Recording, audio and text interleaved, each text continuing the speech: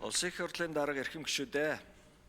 Улсын их хурлын гишүүн уян гишгээс 2025 оны 3 дугаар сарын 17-ны өдөр улсын их хуралд өргөн мэдүүлсэн өмгөөллийн тухай хуулийн зарим заалтыг хүчингүй болсон тооцох тухай хуулийн төслийн хилцэх хэсэг асуудлыг улсын их хурлын 2025 оны 4 дугаар сарын 4-ний өдрийн чуулганы нэгдсэн хуралдаанаар хийж анхны хэлэлцүүлэгт бэлтгүүлэхээр байнгын хороонд шилжүүлсэн билээ.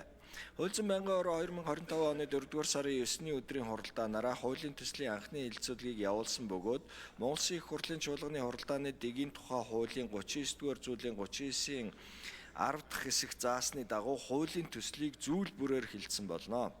Төслийн анхны хэлэлцүүлгийг явуулах үед улсын их хурлын гишүүн сайн зориг хуулийн төслийн дагаж мөрдөх хугацааны талаар асуулт асууж хариулт авлаа.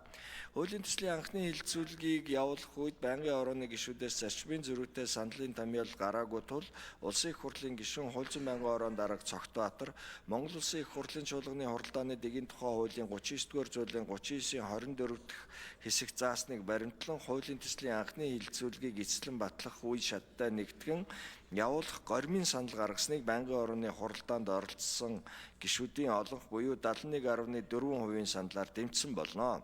Улсын их хурлын эрхэм гишүүдээ өмгөөллийн тухай хуулийн зарим заалтыг хүчингүй болсон тооцох тухай хуулийн төслийн анхны хэлэлцүүлгийг явуулсан талаарх хууль зүйн байнгын хорооны санал дүгнэлтийг хилцэн шийдвэрлэж өгөхийг та бүхнээс хүсье. Анхаарал тавьсанд баярлалаа. За баярлалаа.